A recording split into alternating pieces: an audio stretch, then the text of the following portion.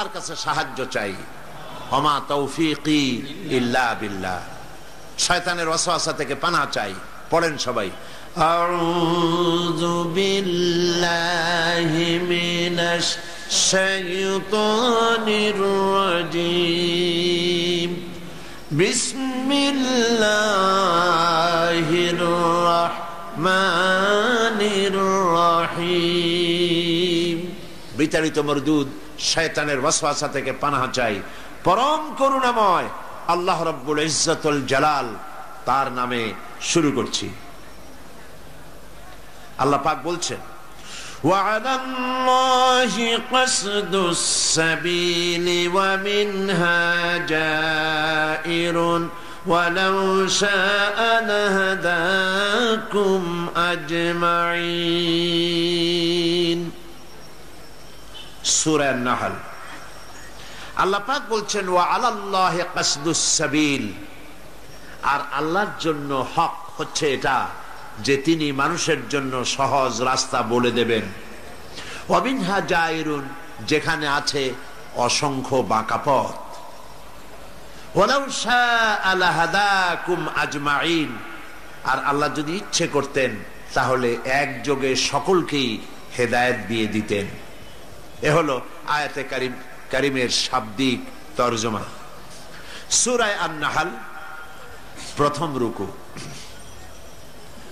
প্রথম রুকুর শেষ আয়াত, ওয়া আলাল্লাহি কাসদুস সাবিল, সোজা রাস্তা বলে দেওয়ার দায়িত্ব আমি আল্লাহর। সুবহানাল্লাহ বলেন। কাদের জন্য এই সোজা রাস্তা? মানুষের জন্য।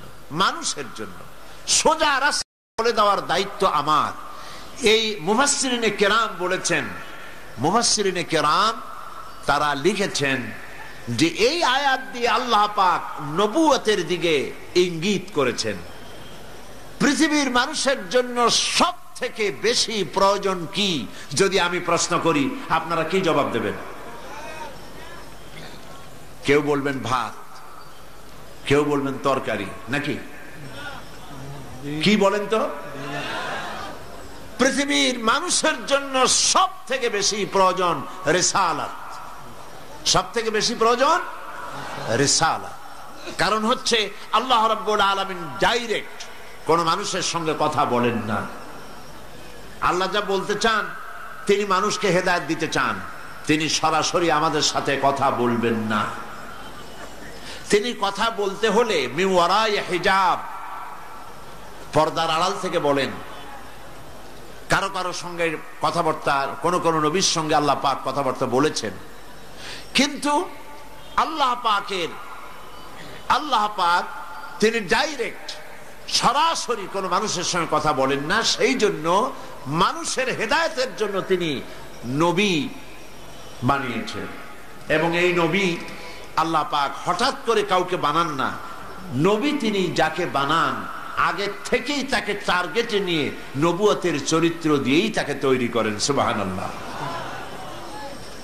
পৃথিবীতে নবী ইলেকশনে হয় না, নবী ভোটের মাধ্যমে নবী হয় না, নবী হয় সিলেকশনের মাধ্যমে। কিসের মাধ্যমে হয় বলেন? সিলেকশন। কে সিলেকশন করেন বলেন? কে করেন?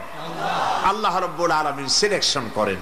কাকে তিনি নবী বানাবেন কেবলমাত্র তিনিই জানেন। পৃথিবীর সমস্ত মানুষ যদি একযোগে চেষ্টা চালায় কাউকে নবী বানাবার জন্য, নবী বানাইতে পারবে না। কারণ নবী হওয়ার জন্য তিনটি শর্ত সব থেকে বেশি জরুরি। এক নম্বরের শর্ত হলো ওহী। ওহী ছাড়া নবী হওয়া যায় না। কতজনই নবুয়তের দাবি করেছে কিন্তু মিথ্যা প্রমাণিত হয়েছে, মার খাইছে। একজন মিথ্যাবাদীর তো মৌত হয়েছে। মিথ্যাবাদী নবীর মৌত হলো কোন জায়গায়? টয়লেটে, পায়খানার মধ্যে মৌত হয়েছে, আপনারা জানেন। তো নবুয়ত আল্লাহ পাক দেন এবং তাদেরকে মোটামুটি তিনটি জিনিস আল্লাহ পাক তাদের সকলকে দেন। একটা হলো ওহী, আর একটা হলো মুজিজা, আর একটা হলো উন্নত মানের চরিত্র। এই তিনটি জিনিস মোটামুটি সকল নবীদেরকে দেওয়া হয়। ওহী ছাড়া নবী হওয়া যায় না। পৃথিবীর সমস্ত মানুষ যদি চেষ্টা করে আল্লাহর কাছ থেকে ওহী নামাবার জন্য, যদি দোয়া করে, ধর্মঘট করে, হরতাল করে, ওহী আসবে? জিবরাইল আসবে? আসবে না। তো একটা হলো ওহী, সেই ওহী আল্লাহ পাক জিবরাইলের মাধ্যমে ওহী প্রেরণ করেন। 2 নম্বরে মুজিজা। মুজিজা কম বেশি সব নবীদেরকে দেওয়া হয়। মুজিজা হলো সেই জিনিস যা ওই যুগের মধ্যে সব থেকে শক্তিশালী থাকে, আর সেই জিনিসটাকে দুর্বল করে দিতে পারে নবীর হাতে আল্লাহ পাক এমন শক্তি দেন। যেমন মুসা আলাইহিস সালামের জামানায় তখন শক্তিশালী ছিল জাদু। কি ছিল বলুন? আর মুসা আলাইহিস সালামকে আল্লাহ জাদু কাবু করার মতো মুজিজা দিয়েছিলেন, দেন নাই? আল্লাহ রাব্বুল আলামিন হযরতে মুসা আলাইহিস সালামকে প্রশ্ন করেছিলেন, ওয়া মা তিলকা বিয়ামিনিকা ইয়া মুসা, মুসা রে তোমার হাতে ওটা কি? তিনি বলেন, হিয়া আসায়, এটা লাঠি, এ দিয়ে আমি এই এই কাম করি। ব্যাখ্যা দিলেন। আল্লাহ পাক বললেন, এই লাঠিটা তুমি ফেলে দাও। লাঠি ফেলে দিলেন, কি হয়ে গেল? হযরতে মুসা আলাইহিস সালাম হাতের লাঠি যখন ফেলে দিলেন, হিয়া হাইয়াতুন তাসআ, বিরাট সাপে পরিণত হয়ে গেল। মুসা আলাইহিস সালাম ভয় পেলেন। আল্লাহ পাক বললেন, খুযহা ওয়ালা তাখাফ, ভয় পেও না, ধরো। তিনি ধরলেন, কি হয়ে গেল? আবার লাঠি হয়ে গেল। এখন এটা যে মুজিজা, সেটা জাদুকরেরা বুঝেছিল। জাদুকরেরা বোঝে নাই? বলেন বোঝে নাই? কোরআন শরীফ পড়েন, তাহলে জবাব দিতে আপনাদের জন্য সুবিধা হবে। ফিরআউন যখন মুসা আলাইহিস সালামের সামনে জাদুকর আনলো, জাদুকরেরা তারা মন্ত্রপুত করে দড়ি, লাঠি ইত্যাদির উপরে ঝাড়ফুঁক করলো। ওগুলো সাপ হলো, বাঘ হলো, সিংহ হলো, সাপ হলো। এরপরে মুসা আলাইহিস সালামকে আল্লাহ পাক হুকুম করলেন লাঠি ফেলে দিতে। লাঠি ফেললেন, লাঠি সাপ হয়ে গেল। সাপ হয়ে জাদুকরদের তৈরি করা এইগুলি সব কি করলো? খেয়ে ফেলে দিল। জাদুকরেরা বুঝতে পেরেছে, জাদুকরেরা বুঝতে পেরেছে আমরা যেটা দেখাইছি এটার নাম জাদু। মুসা আলাইহিস সালাম যেটা দেখাইছেন এটার নাম জাদু না, কারণ মুসা আলাইহিস সালাম যেটা দেখালেন ওটাই তো জাদু খেয়ে ফেলে দিয়েছে। কাজে এটা জাদু না, বরং জাদুর দাদা।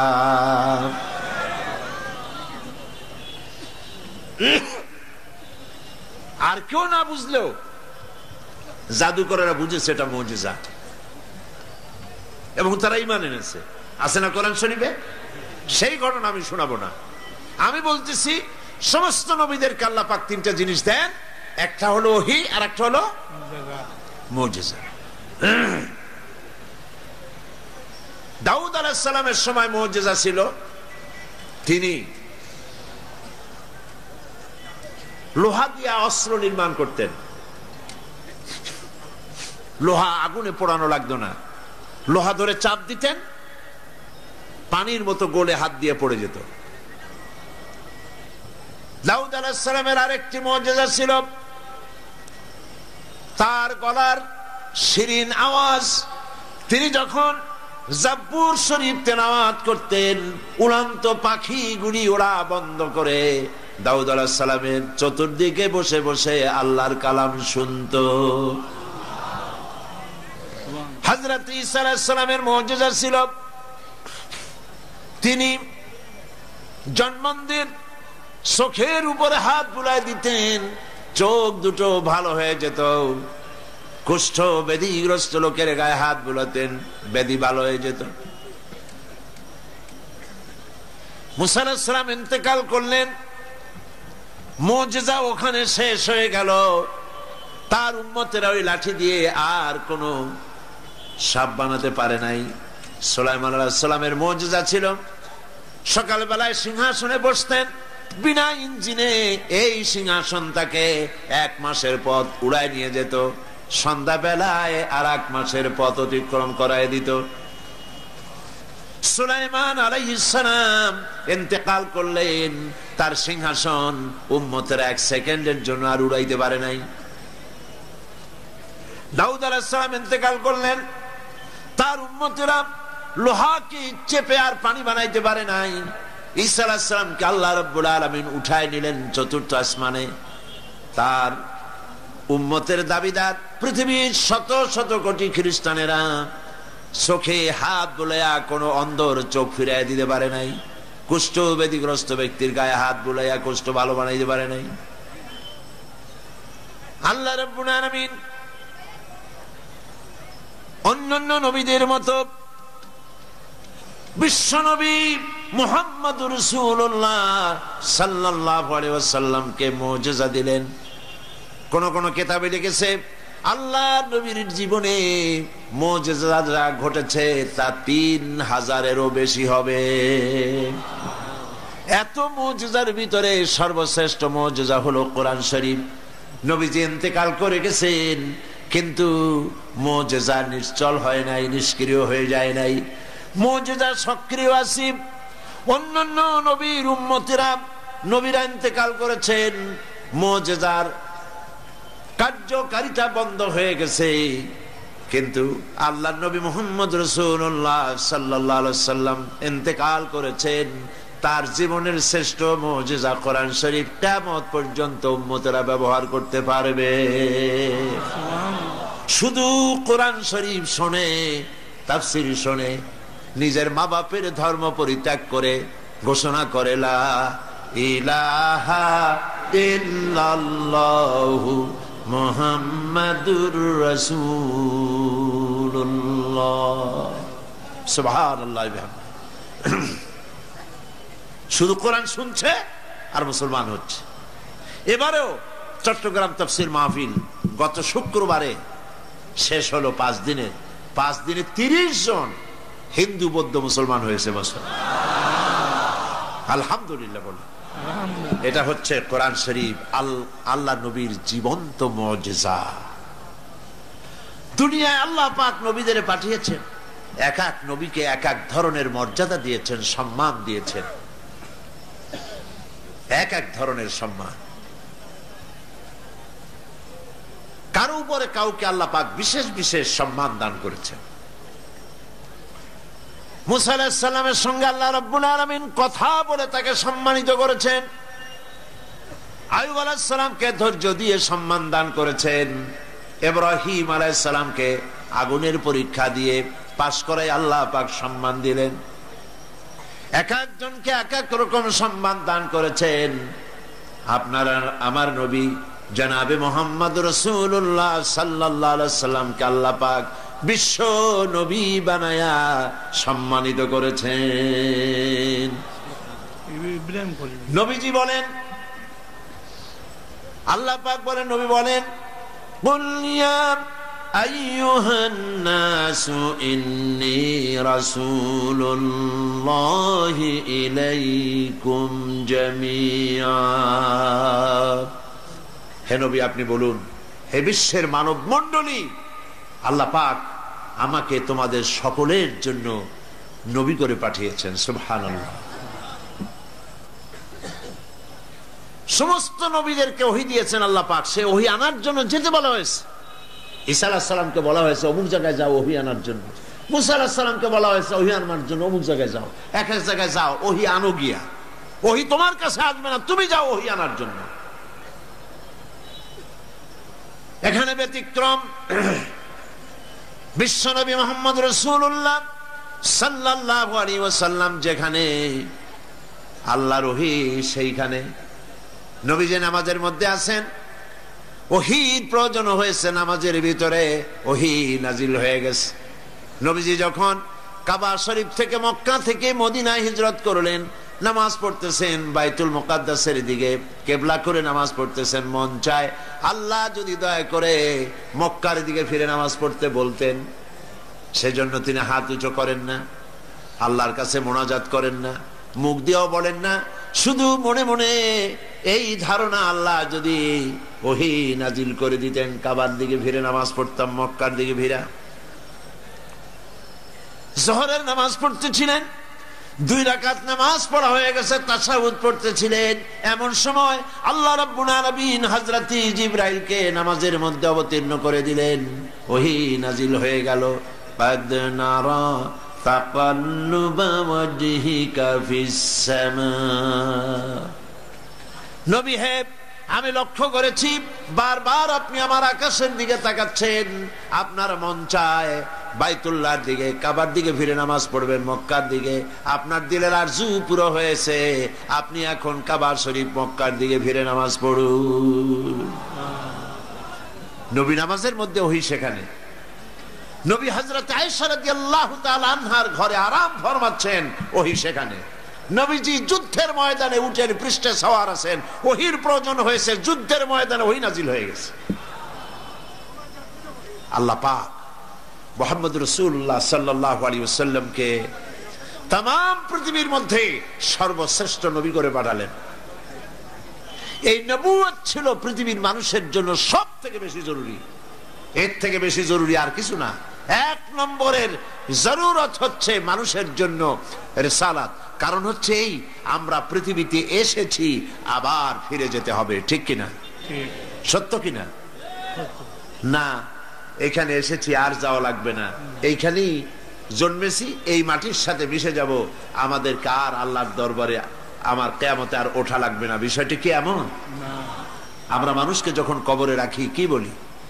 মিনহা খালাকনাকুম ওয়া ফিহা নুঈদুকুম। পড়েন সবাই, মিনহা খালাকনাকুম ওয়া ফিহা নুঈদুকুম ওয়া মিনহা নুখরিজুকুম তারাতান উখরা।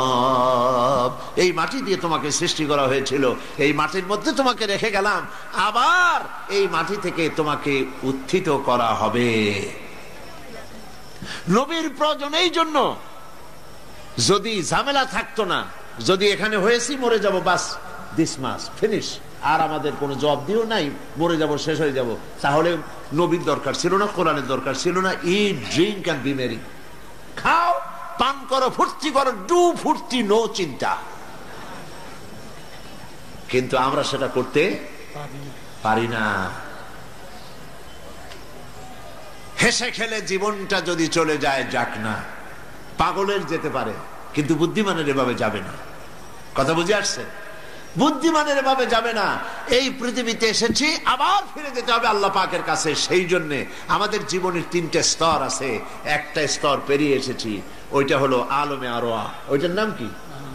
আলমে আরওয়াহ, রুহের জগৎ।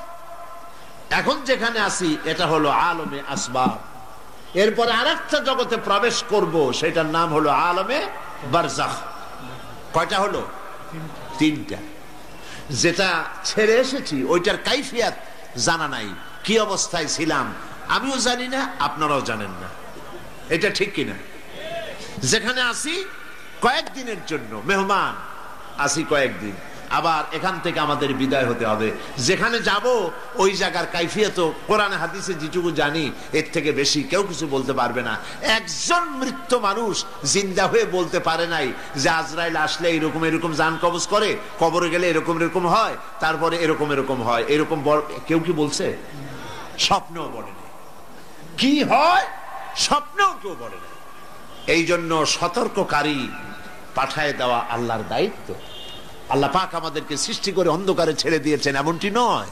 ওয়ামাল্লাহু বিযাল্লামিন লিল আবিদ, বান্দার উপরে তিনি অত্যাচার করেন না, জুলম করেন না, অন্ধকারে ছেড়ে দেন নাই। সব ওপেন সিক্রেট, আল্লাহ সব খুলে দিয়েছেন।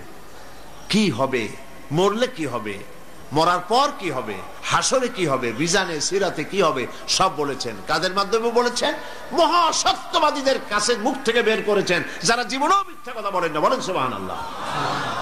আল্লাহ পাক এই কথাগুলি দিয়ে, কথাগুলি বলাইছেন নবীদের দিয়ে। সুবহানাল্লাহ বলবেন না? হাবিজাবি নেতা দিয়ে বলেন নাই।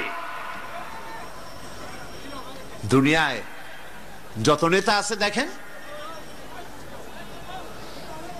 নবীদেরকেও দেখেন আর ওই সব নেতাদেরকেও দেখেন। পৃথিবীর পথ তো দেখাইছে 2 ধরনের মানুষেরাই। একথা আমি আরো অনেকবার বলেছি দার্শনিকরা পথ দেখাইছে, রাজনৈতিক নেতৃবৃন্দরা পথ দেখাইছে, আর দেখিয়েছেন নবীরা। আমরা কাদের পথ অনুসরণ করব? দার্শনিক, দার্শনিক, কবি, সাহিত্যিক, এই কোনো মানে নাই, দাম নাই। কবিদের পথে তো যাওয়ার কোনো মানেই নাই, কারণ কবিরা যা বলে কাজে তা করে না। পৃথিবীতে কবিরা ভাবা বেগে চলে। এর মধ্যে ভালো হলো ওইসব কবি যারা আল্লাহরে ভয় করে, নেক আমল করে, এরা হলো ভালো কবি। কবির উপরে, সাহিত্যিকের উপরে আমার আলোচনা আজকে না, এ ব্যাপারে আমার বক্তৃতা আছে, আপনারা খুঁজতে পাবেন। আমার বক্তব্য হচ্ছে পৃথিবীর কবি, সাহিত্যিক, দার্শনিক, রাজনৈতিক নেতা থেকে নবীরা সম্পূর্ণ স্বতন্ত্র। এইটা আমি বুঝাতে চাই। আমরা কি বুঝতে পারতেছি? বুঝতে পারতেছি?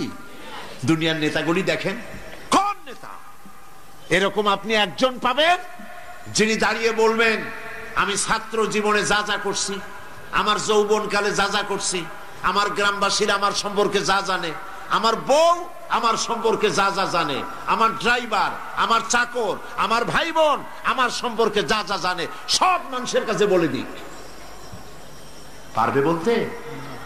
না, একটি জবাব, একটি অক্ষর পারবে না। কারণ কার না পদস্খলন ঘটে নাই ছোটবেলা থেকে শুরু করে প্রৌঢ়ত্ব পর্যন্ত জীবনে কত দুর্ঘটনা ঘটেছে।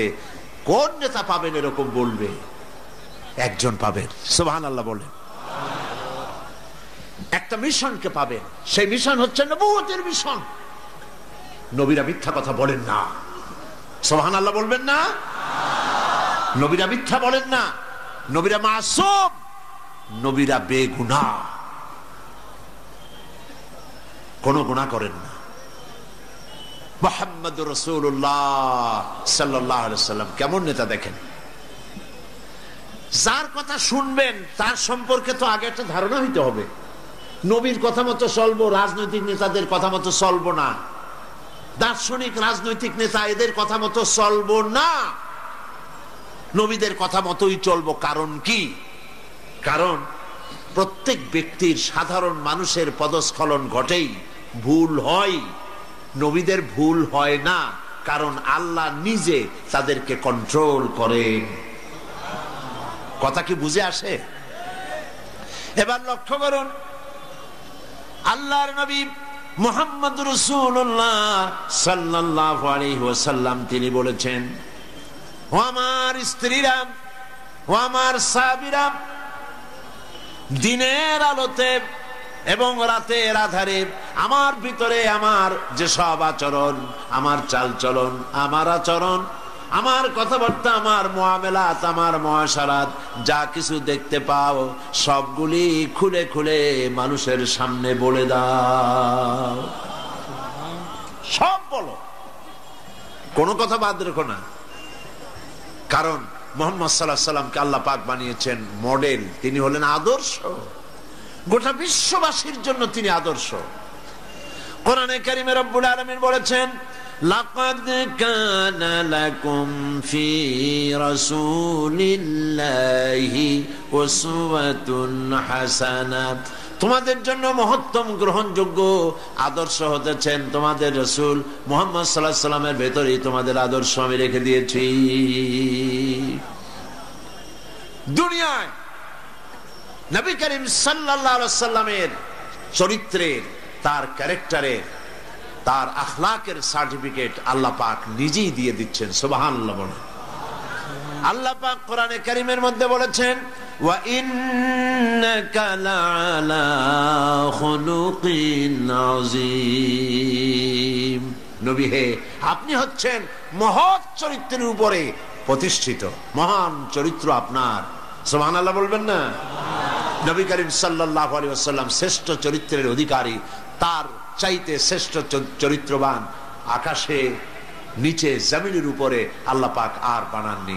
সেই জন্য নবীদের কথা অনুযায়ী চলতে হবে। আল্লাহ পাক তাই বলছেন, ওয়া আলাল্লাহি কাসদুস সাবিল, সোজা রাস্তা বলে দেওয়ার দায়িত্ব আমার।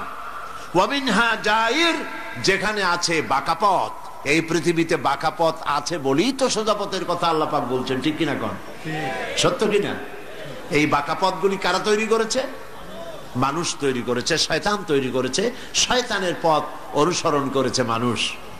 এই জন্য আল্লাহ পাক বলছেন আমি নবী পাঠাবো পৃথিবীতে, সেই নবীদের পথ অনুসরণ করে তোমাদেরকে জীবন পরিচালনা করতে হবে।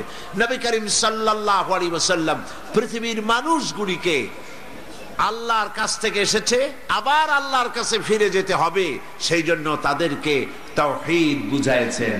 বলেছেন লা ইলাহা ইল্লাল্লাহু মুহাম্মাদুর রাসূলুল্লাহ। জোরে সরে পড়েন লা ইলাহা লা ইলাহা ইল্লাল্লাহ লা ইলাহা।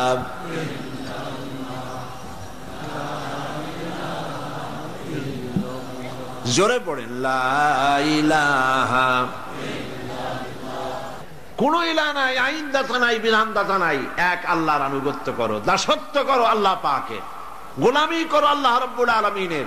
এই কথাই নবী করিম সাল্লাল্লাহু আলাইহি ওয়াসাল্লাম বলেছেন। কোন নবী বলেন নাই যে আমার গোলামি করো, আমার আনুগত্য করো, কেউ বলেন নাই।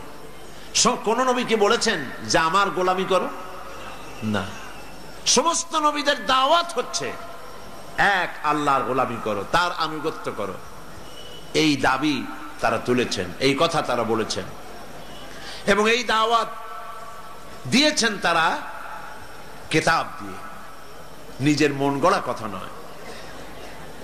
আল্লাহর নবী তিনি যখন ওহী প্রাপ্ত হলেন, হেরা পাহাড় থেকে নেমে এলেন, কবি বলতেছেন উতর কর গারে হেরা সে সুয়ে কওম আয়া, উতর কর গারে হেরা সে সুয়ে কওম আয়া, और एक नुस्खे किमिया साथ लाया। হেরা পাহাড় থেকে নবীজি নেমে এলেন, হাতে নিয়ে আসতেন পরশ পাথর, কোরআন।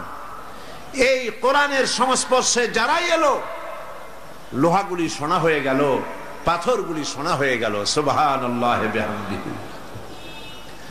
এই পৃথিবীতে মানুষ কোরআনের কাছে যদি আবার আসে, নবীর পথ যদি আবার অনুসরণ করতে পারে, তাহলেই মানুষ মুক্তি পাবে, নাজাত পাবে। অন্য কোন পথে মানুষের মুক্তি নাই, নাজাত নাই।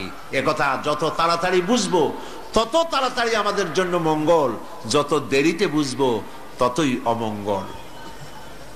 মানুষের তৈরি করা মতবাদগুলি ছেড়ে দিতে হবে। মানুষের তৈরি করা মতবাদের অনুসরণ করা যাবে না। অনুসরণ করতে হবে যিনি সৃষ্টি করেছেন তার কথাকেই। তার কথা মানলেই শান্তি, তার কথা না মানলেই অশান্তি। কোরআনে কারিমে এই কথাটি আল্লাহ রাব্বুল আলামিন অন্যত্র বলেছেন, আফা গায়রা দীনিল্লাহি ইয়াবগুন ওয়া লাহু আসলামা মান ফিস সামাওয়াতি ওয়াল আরদি তাওআন ওয়া কারহা। তোমরা কি আল্লাহর দেওয়া জীবন ব্যবস্থা ছেড়ে দিয়ে অন্যের তৈরি করা কোন পথ অনুসরণ করতে চাও? যদি তা করো, তোমরা লক্ষ্য করে দেখো ওয়ালাহু আসলামা মান ফিস সামাওয়াতি ওয়াল আরদ। আল্লাহ পাক বলছেন তাকাও, লক্ষ্য করো, দেখো আকাশে যা আছে, জমিনে যা আছে, সবাই আনুগত্যের মস্তক আমার সামনে অবনত করে দিয়েছে। সুবহানাল্লাহ। এই পৃথিবীর চন্দ্র, সূর্য, গ্রহ, নক্ষত্র, সৌর রাজি সব হুকুম মানে কার? সবাই বলেন হুকুম মানে কার? তাই তো সেখানে শান্তি, আর যেখানে মানে না সেখানেই অশান্তি। জঙ্গলের ভিতরে জঙ্গলি প্রাণীরা আল্লাহর হুকুম মানে বলে জঙ্গলের ভিতরে প্রাণীরা শান্তিতে থাকে, পানির ভিতরে মাছেরা, জলচর প্রাণীরা আল্লাহর হুকুম মানে বলে শান্তিতে থাকে। মহাশূন্যের ভিতরে গ্রহ, নক্ষত্র, সৌররাজি সব দৌড়াদৌড়ি করে, মারামারি হয় না, সংঘর্ষ হয় না, সব আরামে আছে, আল্লাহর হুকুম মানে বলে শান্তিতে আছে। মানুষ এই পৃথিবীতে বসবাস করে, আল্লাহর আইন যারা মানে শান্তি পায়, আইন মানে না শান্তি পায় না। শান্তি পেতে হলে আল্লাহর আইন মানা লাগবে। আমি বিভিন্ন সময় বলি যে দেখেন, মানুষকে বোঝাবার জন্য, আমাদের দেশটা হলো সব থেকে ভালো দেশ, সুন্দর দেশ। এখানে খাবার পাওয়া যায়, এখানে মাছ আছে, গোশ আছে, পানি আছে, গাছ আছে, সব আছে, কোন জিনিসের অভাব নাই আমাদের দেশে, ঠিক কিনা? সব পাওয়া যায় এখানে। কিন্তু আমরা না খাইয়া মরি। আর যাদের দেশে কিছু নাই, খালি পাহাড়, মরুভূমি, তাদের খাবারের অভাব নাই, তারা খায়, তাদের স্বাস্থ্য ভালো থাকে। আর আমাদের দেশের মানুষ আস্তে আস্তে না খাইয়া বহু লোক মারা যায়। কারণটা হলো আল্লাহর আইন মানার মধ্যে। কোরআনে কারিমে আল্লাহ রাব্বুল আলামিন বলেছেন, ওয়ালাউ আন্না আহলাল কুরা আমানু ওয়াত্তাকাউ লাফাতাহনা আলাইহিম বারাকাতিম মিনাস সামাই ওয়াল আরদ। জনপদের লোকেরা যদি দুইটা কাজ করে, আমার উপরে যদি ঈমান আনে আর আমাকে যদি ভয় করার নীতি অবলম্বন করে যদি চলে, তাহলে সেই দেশের মানুষের জন্য আকাশ আর জমিনের সব বরকতের দরজা আমি আল্লাহ খুলে দেব। এটা আল্লাহ পাকের ওয়াদা, আকাশ এবং জমিনের বরকতের দরজা খুলে দেব। আল্লাহ চান না তার বান্দারা জাহান্নামে যাক, আল্লাহ চান বান্দারা জান্নাতে আসুক। সেই জন্য নবী পাঠাইছেন, আর নবীরা সেই পথ দেখাইছেন। আমরা মনে করি নবীর পথ বলতেই মনে করি নবীর পথ দাড়ি, টুপি, জামা, খেলাল করা, মিষ্টি খাওয়া, কদু খাওয়া, সুরমা লাগানো, আতর লাগানো। এর থেকে নবীর আর কোনো কাজ ছিল বলে আমরা জানি না, ঠিক কিনা বলে? এই খালি আল্লাহ পাক যদি নবী এই জন্যই পাঠান যে কেমনে টুপি দেবে মাথায়, দাড়ি রাখবে, লম্বা জামা গায়ে দেবে, মেসওয়াক করবে, এইগুলো শিখাবার জন্য নবী পাঠাবার দরকার আছে নাকি কিছু? আর যদি এই কারণে নবী পাঠায়ও থাকেন, তাহলে এই সব কথা বলে মার খাবে, এটা কি কোনো প্রশ্ন ওঠে? মার খাবে কেন? বলেন, নবীরা মার খান নাই? মার খেয়েছেন কিনা? দেশের থেকে তাড়াই দিছে কিনা? মেরেছে, গালি দিয়েছে, দেশ থেকে নির্বাসিত করেছে। কেন? কারণ একটি মাত্র কারণ, নবীরা বলেছেন, ইয়া কওমি ইবুদুল্লাহ মা লাকুম মিন ইলাহিন গায়রু। হে আমার জাতি, হে আমার সম্প্রদায়, আল্লাহ ছাড়া কোনো ইলাহ নাই, তারই গোলামি করো, তার ইবাদত করো। এই কথা বলার পর রাষ্ট্র শক্তি বুঝতে পেরেছে আমরা দেশ চালাই, আর ওনারাও একটা প্যারালাল শক্তি কায়েম করতে চায়, সুতরাং বাধা দাও। বাধা তখনই এলো মুসা আলাইহিস সালাম যখন ফেরাউনকে বলেছিলেন, পড়ো ফেরাউন, লা ইলাহা ইল্লাল্লাহ। ফেরাউন বলেছে, মা আলিমতু লাকুম মিন ইলাহিন গায়রি, আমি জানি না আমি ছাড়া আরো কোন ইলাহ আছে, কই থেকে নতুন এক ইলাহ তুমি নিয়ে আসছো? নমরুদ বলেছে, মান আশাদ্দু মিন্না কুওয়া আনা রাব্বুকুমুল আলা, আমার চাইতে আর কার শক্তি আছে, আমি তোমাদের বড় রব। এই সব কথা তারা দাবি করেছে। আর নবীরা বলেছেন, জমিন হচ্ছে আল্লাহর। জমিন কার? সবাই বলেন জমিন কার? আরো জোরে বলেন জমিন কার? মানুষ কার? বাতাস কার? আকাশ কার? আইন চলবে কার? নবীরা ঠিক এই কাজটি করার জন্যই এসেছেন। জমিন আল্লাহর, মানুষ আল্লাহর, আইন চলবে আল্লাহর, এই দায়িত্ব পালন করতে নবীরা এসেছেন।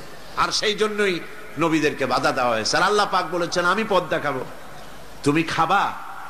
পৃথিবীতে খাইয়া পড়িয়া যদি আরামে থাকতে চাও, মানুষের ফান্ডামেন্টাল রাইটস পাঁচটা, মৌলিক অধিকার কয়টা? পাঁচটা। খাদ্য, বস্ত্র, শিক্ষা, চিকিৎসা, বাসস্থান। এই পাঁচটি মৌলিক অধিকার। কে দেবে এই অধিকার? কে দেবে এই অধিকার? যতজনকে দেখলাম ক্ষমতায় যাওয়ার পর নিজেদের অধিকারই আদায় করে, মানুষের অধিকার আদায় করতে এগিয়ে আসে না। যখন ক্ষমতায় থাকে টের পাওয়া যায় না, ক্ষমতায় যাওয়ার পর দেখা যায় কত হাজার হাজার কোটি টাকা নিজেদের জন্য তারা খরচ করেছে। এ কথাগুলি সত্য কিনা বলুন? সেই জন্য আপনি আপনার দেশ পরিচালনা, রাষ্ট্র পরিচালনা করার দায়িত্ব মানুষের তৈরি করা আইনের উপরে ছেড়ে দিতে পারেন না। আইন তৈরি করবেন আল্লাহ, সেই জন্য নবী পাঠাইছেন। নবী আপনার টুপি কেমনে হবে, দাড়ি কেমনে হবে, শুধুমাত্র এগুলির জন্য না। তবে এটাও মনে রাখবেন যে আমি দাড়ি টুপিকে তুচ্ছ করছি তা আপনারা মনে করবেন না। নবী করিম সাল্লাল্লাহু আলাইহি ওয়াসাল্লাম কি না শিখাইছেন। দাড়ি টুপি তো ভালো, টয়লেটে কেমনে যাবেন তাও শিখাইছেন, ঠিক কিনা? নখ কেমনে কাটবেন তাও শিখিয়েছেন। এক কথায় টয়লেটে যাওয়া থেকে শুরু করে, মুরগির ফার্ম থেকে শুরু করে, জাতিসংঘ চালানো পর্যন্ত, পৃথিবী চালানো পর্যন্ত শিখিয়েছেন মুহাম্মদ রাসূলুল্লাহ সাল্লাল্লাহু আলাইহি ওয়াসাল্লাম। সুতরাং শিখতে হবে ওখানে। দুঃখ হলেই যারা ক্ষমতায় আসে তারা এইসব কথা ভুলে যান, ভুলে গিয়ে বাপ দাদা 14 গোষ্ঠীকে প্রতিষ্ঠিত করার জন্য চেষ্টা করেন। ইতিহাস ভূগোল বইপত্রের মধ্যে খালি বাজান বাজান সমানে ঢুকাইতে থাকে। তারা বোঝে না এটা টেকার জিনিস না, ওইটা টেকার জিনিস না। একটা মানুষের গুণকীর্তন 5টা বছরে তারা যা করলো, একটা মানুষের বন্দনা যা গাইলো, 5টা বছর যদি এতটা জিকির আল্লাহর নামে করত, ওদের জন্য বেহেশত ওয়াজিব হয়ে যেত। আমরা মুসলমান, আমরা কোনো ব্যক্তি পূজা করতে পারি না। আমরা কেবলমাত্র প্রশংসা করব আল্লাহ সুবহানাহু ওয়া তাআলা, আল্লাহর প্রশংসা করব, আর নেতা হিসাবে মেনে নেব মুহাম্মাদুর রাসূলুল্লাহ সাল্লাল্লাহু আলাইহি ওয়াসাল্লামের কথা। বুঝতে কি কষ্ট হয়? এজন্য আমি বলতে চাই, আল্লাহ পাক বলছেন ওয়া আলাল্লাহি কাসদুস সাবিল, সোজা রাস্তা বলে দেব আমি। সুবহানাল্লাহ। আল্লাহ কয় সোজা রাস্তা বলে দেব আমি, আর আমরা সেখানে রাস্তা নিজেরা বানাই নেই। মরা ছাড়া পথ আছে? মরা ছাড়া পথ নাই, মরাই লাগবে, মরতেই হবে। আর যদি বাঁচতে চাই সত্যিকারের অর্থে মর্যাদা নিয়ে, সম্মান নিয়ে যদি বাঁচতে চাই, মাথা উঁচু করে যদি দাঁড়াতে চাই, তাহলে ইনিল হুকমু ইল্লা লিল্লাহ। আর যদি বেইজ্জত জলিল হয়ে যদি মরতে চাই, বেঈমান হয়ে যদি মরতে চাই, তাহলে কাফের আর নাসাদের হুঙ্কার শুনতে হবে। আর যদি মুসলমান হন, লা ইলাহা ইল্লাল্লাহর আওয়াজ দিয়ে দুনিয়া থেকে বিদায় হবেন শাহাদাতের মওত নিয়ে।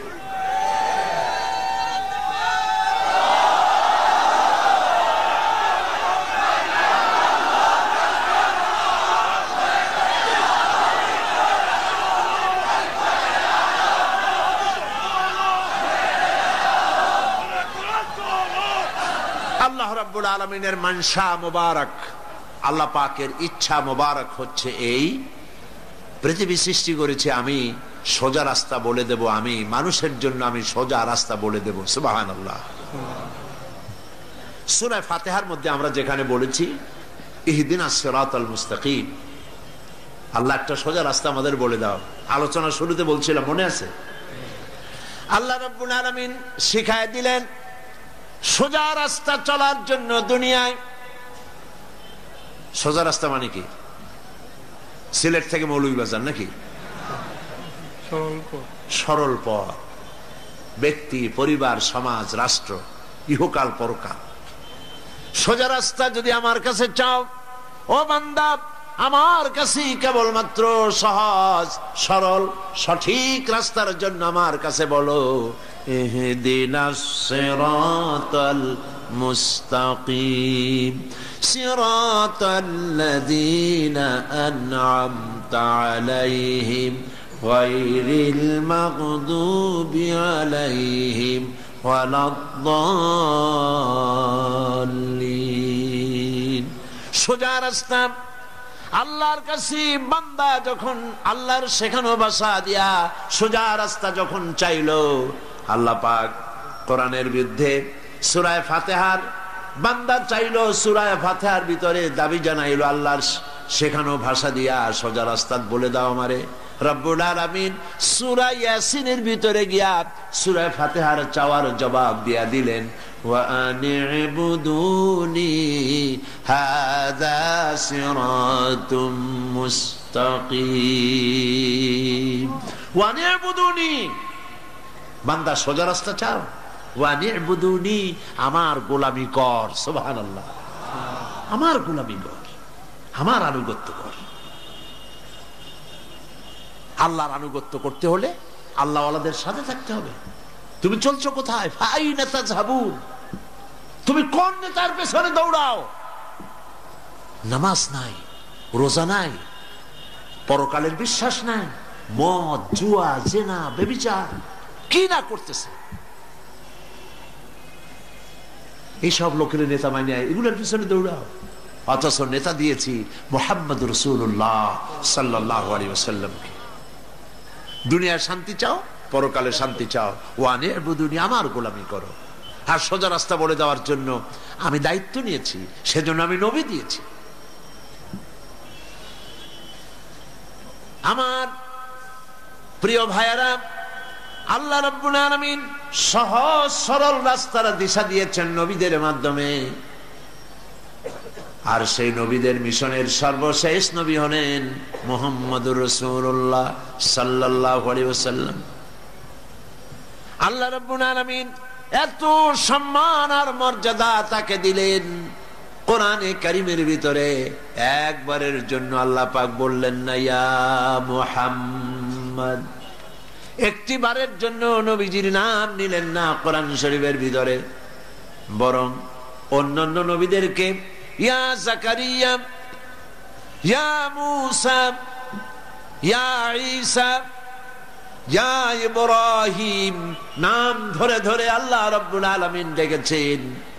আপনার আমার নবীকে নাম ধরে তো ডাকলেনই না, বরং রব্বুল আলামিন বলে দিলেন পৃথিবীর মানুষেরা শোনো, আমি আমার নবীকে নাম ধরে ডাকি নাই, তোমরাও তোমাদের নবীকে নাম ধরে কখনো ডাকবে না।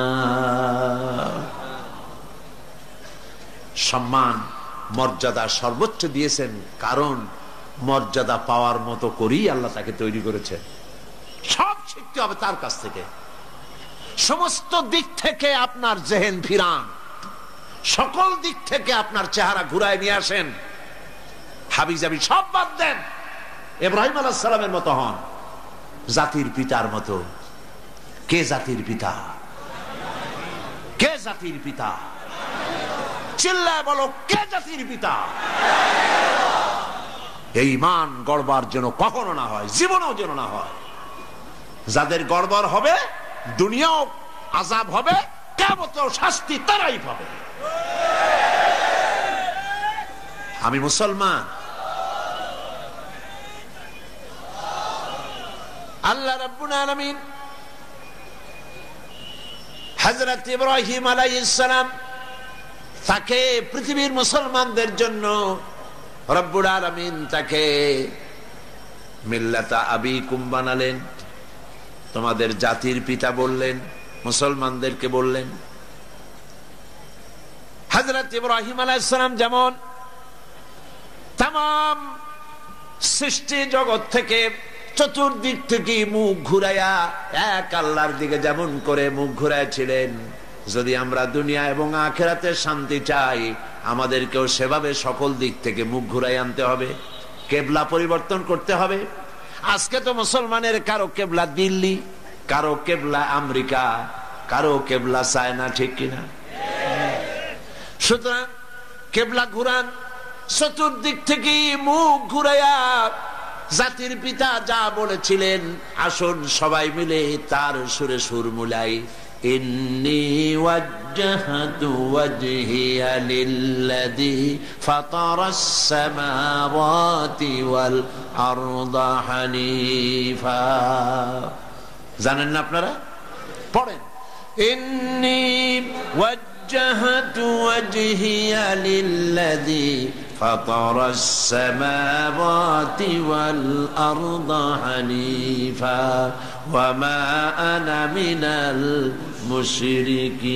المشركين إني وجهت وجهي للذي فطر السماوات والأرض حنيفا। নিশ্চয় আমার চেহারা, আমার মুখ, আমার চিন্তা চেতনা মননশীলতা আমি সব দিক থেকে ঘুরাইয়া আমি নিয়ে আসলাম সেই দিকে। ইন্নী ওয়াজ্জাহতু ওয়াজহিয়া লিল্লাযী ফাতারাস সামাওয়াতি ওয়াল আরদ, যিনি আকাশ সৃষ্টি করেছেন, জমিন সৃষ্টি করেছেন, সেই আল্লাহর দিকে আমি আমার মুখ ঘুরিয়ে দিলাম। ওয়ামা আনা মিনাল মুশরিকিন, আর আমি মুশরিকদের অন্তর্ভুক্ত নই। আমাদের জাতির পিতা এটাই বলেছিলেন, আসুন সব দিক থেকে মুখ ঘুরাই। Delhi, America, China, Britain, France, গোটা দুনিয়া আমার মুসলমানের উপরে পায় চুমা খাবে যদি মুসলমান কোরআনের কাছে ফিরতে পারে। কোরআনের কাছে ফিরে আসি। আমরা সুপার পাওয়ার হিসাবে কাউকে মানি না, পৃথিবীতে সুপার পাওয়ার বলে কাউকে মানি না। সুপার পাওয়ারের সুপার পাওয়ার হচ্ছেন আল্লাহ রাব্বুল আলামিন। সুতরাং সমস্ত মুসলমান ঐক্যবদ্ধ ভাবে কোরআনের কাছে ফিরে আসতে হবে, তাহলেই মুক্তি পাবো। সব কথা তো একদিন বলা যাবে না। আমি একটা বড় সাবজেক্ট ধরেছি, ছোট্ট আয়াত, কিন্তু আলোচনা ব্যাপক। বাকি আলোচনা আগামীকাল করব ইনশাআল্লাহ। সবাই বলি ইনশাআল্লাহ। যারা দাঁড়ায় আছেন মোনাজাতের জন্য সব ভাই বসে পড়েন, সবাই সবাই, একজনও দাঁড়িয়ে থাকবেন না, সমস্ত মুসলমান বসে পড়ুন। মোনাজাতের পর আজান হবে, বা জামাত এশার নামাজ পড়ে যাবেন। আল্লাহুম্মা আমিন। রব্বানা যালামনা আনফুসানা ওয়া ইন লাম তাগফির লানা ওয়া তারহামনা লানাকুনান্না মিনাল খাসিরিন। আয় আল্লাহ তাআলা, হাজার হাজার মুসলমান নরনারী সিলেট আঞ্জুমানে খেদমতে কোরআন আয়োজিত মাহফিলে এই দীর্ঘ রজনীতে ঠান্ডার ভিতরে গুনার বোঝা নিয়ে তোমার দরবারে হাত তুলেছি। মেহেরবানি করে জিন্দেগীর সমস্ত গুনাহ খাতা আমাদের মাফ করে দাও রব্বুল আলামিন। আমাদের মধ্য থেকে আমাদের মা বাপ যাদের দুনিয়া থেকে বিদায় হয়ে গেছে, কবরগুলিকে জান্নাতের টুকরা বানায়া দাও। রব্বির হামহুমা কামা রব্বায়ানি সগীরা। সবাই পড়েন রব্বির হামহুমা কামা রব্বায়ানি সগীরা। হায় আল্লাহ তাআলা, পৃথিবীতে যত জায়গায় মুসলমানেরা বিপদে আছে, কষ্টে আছে, আল্লাহর সমস্ত বিপদগ্রস্ত মুসলমানদেরকে তুমি সাহায্য করো রব্বুল আলামিন। এই মাহফিলে যত লোক আমরা হাত তুলেছি, কার কি ব্যাধি আছে, কষ্ট আছে আল্লাহ আমি জানি না। প্রত্যেকের ব্যাধি, অসুখ বিসুখ, বিমার আজার আল্লাহ তুমি মাফ করে দাও রব্বুল আলামিন। সিলেটের যত মানুষ, সিলেটের যত মা বোন, ইংল্যান্ড, আমেরিকা সহ পৃথিবীর যত দেশে বসবাস করতেছেন, আল্লাহ ঈমানের সাথে রাখো, সুস্থতার সাথে রাখো, ভালো রাখো রব্বুল আলামিন। এই সিলেটকে তামাম বাংলাদেশের মধ্যে আদর্শ ইসলামী আদর্শ জেলায় তুমি পরিণত করে দাও। হায় আল্লাহ তাআলা, তাফসীরুল কোরআন মাহফিলের আয়োজন করতেছে আঞ্জুমানে খেদমতে কোরআন হযরত মাওলানা আব্দুল মালিক সহ যত নেতা কর্মীর মধ্যে আছেন, আল্লাহ সকলকে কিয়ামতের দিন আমাদেরকে কোরআনের সুপারিশ আমাদের নসিব করে দিও আল্লাহ রব্বুল আলামিন। আগামী কালে মাহফিল শেষ হবে, তোমার বান্দা বান্দীদেরকে নিরাপদে মাহফিলে যাতায়াতের ব্যবস্থা করে দিও আল্লাহ। সকলকে কোরআন থেকে হেদায়েত নসিব করে দিও আল্লাহ তাআলা। যত মানুষ এখানে হাজির হয়েছে প্রত্যেকের দিলের নেক আশা পুরো করে দিও। হসপিটালে যত রোগী আছে আল্লাহ, সমস্ত রোগীদের রোগ তুমি ভালো করে দাও। যার বাড়িতে যত রোগ আছে, শোক আছে, আল্লাহ মাফ করে দাও। যেসব মা বোনদের সন্তান হয়নি, বিবাহ হয়েছে সন্তান হয় না, আল্লাহ তুমি তাদেরকে সন্তান দান করে দাও আল্লাহ তাআলা। আমাদেরকে তুমি যেসব সন্তান দিয়েছো তাদেরকে দিনদার বানাও, ইমানদার বানাও, নামাজি বানাও, পরেজগার বানাও। রব্বানা تقبل منا إنك أنت السميع العليم وتب علينا إنك أنت التواب الرحيم سبحان ربك رب العزة عما يصفون وسلام على المرسلين والحمد لله رب العالمين واجعل آخر كلامنا عند الموت لا إله إلا الله মুহাম্মাদুর রাসূলুল্লাহ। আসসালামু আলাইকুম ওয়া রাহমাতুল্লাহ।